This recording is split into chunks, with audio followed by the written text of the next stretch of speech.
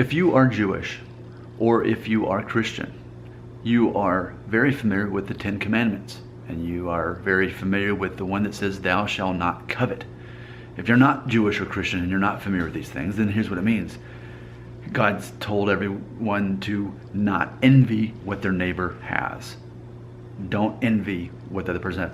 Don't have that goal where you're constantly wanting to be like somebody else or have something that they have. Don't wish for it. Just be thankful for what you have. Okay, that's a part of the Jewish teaching and the Christian teaching. But let's also talk about real life psychology. Okay, so check this out. This is something I've realized in making these videos.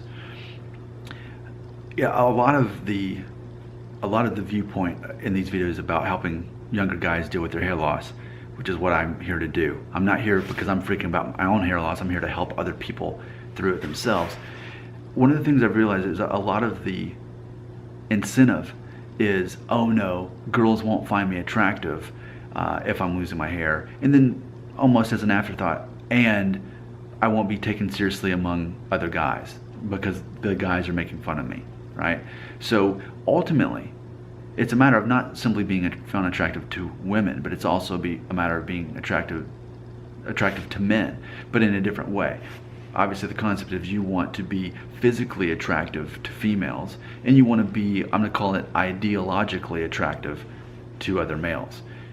You don't just want females to find you attractive. You also want men to find you attractive in a completely different way. And I think that's something I've never really talked about, and I've never combined those, but I think I need to make this video to do such that. So going back to this concept of thou shalt not envy, okay? The reality of it, there's psychology involved. I've made a video before talking about, like, I went through like a list of like 14 things that make a guy cool, you know, ultimately. Because let's face it, even if your perception of your hair loss wasn't holding you back as far as females go. Oh no, no one wants to date me, no one will marry me, no one will think I'm attractive. Even if you get rid of all that, I think most of you still care about what men think about you, not in a sexual way, but in all those other ways that matter, as far as you equaling them as a peer and that sort of thing. So here's what's interesting. I'm definitely planning on buzzing off my hair in the somewhat near future. Now, it's not going to affect who I am, my level of confidence. If anything, it might boost it, but the point is, I'm still going to have something that other guys aren't going to have. Take away my hair, I'm still going to be a guy who's just as confident, and he knows his style. He knows what he believes. And that's what other guys envy about me. And when I say other guys, I mean a lot of you that watch my videos. Part of why you're plugged into my videos and why you're willing to watch 3 videos a day is because ultimately it's not about hair. And I always say that. It's never about the hair. It's about someone who knows more than you and is willing to help you. And in that video talking about what makes a guy cool, those were 2 of the points. Someone who is helpful, and I think someone who is kind also, and someone who is willing to teach you something that you don't already know. Okay, those all go into the categories of what makes a man cool. Okay, so in a sense, you find me to be attractive, not in a physical way, that doesn't matter, but in an ideological way.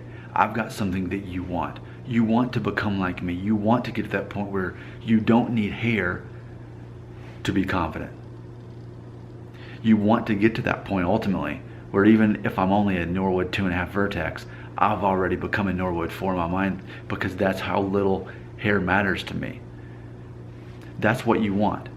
So let's face it, the facts are, why do I have, what is it, nearly 2,700 subscribers when I have a channel that makes 3 videos about hair loss a day? Why is that? Is it because that I'm obsessed with hair loss, or even that people are?